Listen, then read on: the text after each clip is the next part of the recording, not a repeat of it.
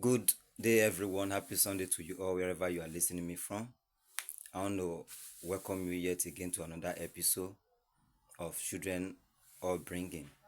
The other day I talked about children upbringing and how we can be responsible to our children, how we can able to see that we take care of our children and ensure they are being well kept in in our family, more especially from the house.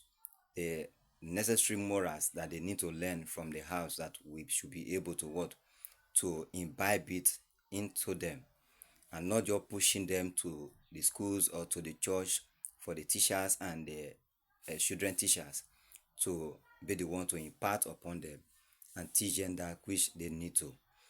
And after that message, a lot of persons were calling back and saying, Pastor, thank you for the message.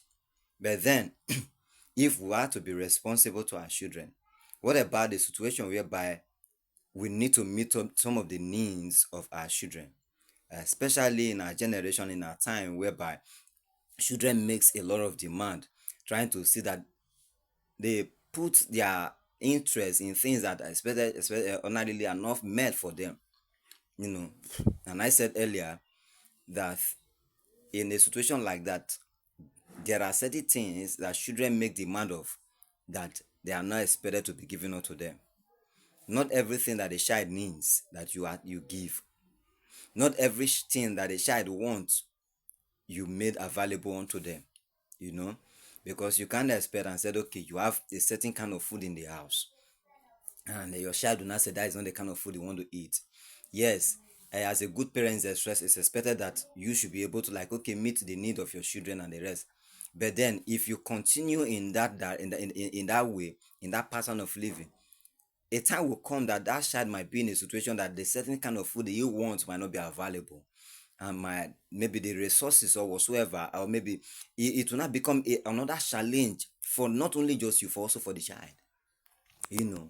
So let's the other time I was giving example of a situation whereby your children will not be making demand of some certain things, and you just have to, like, strictly strictly deny some of those demand.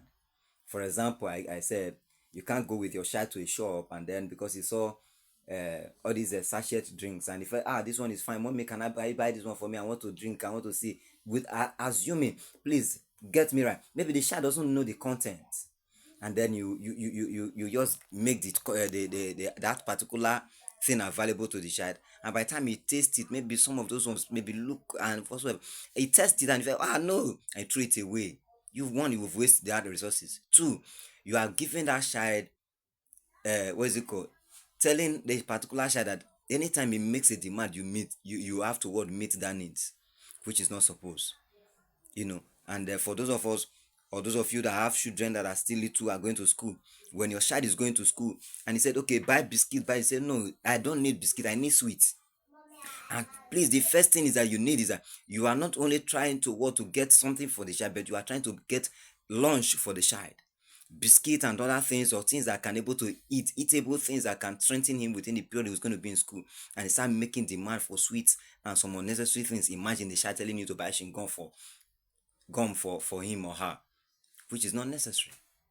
So I just want to drop this to you. The episode continues. In our subsequent time, we'll bring more other ones to you, and I believe this will bless your heart and how to what to run with our children. And finally, as I said earlier, we are working on something, and we're looking at the gadget and the resources to make them available.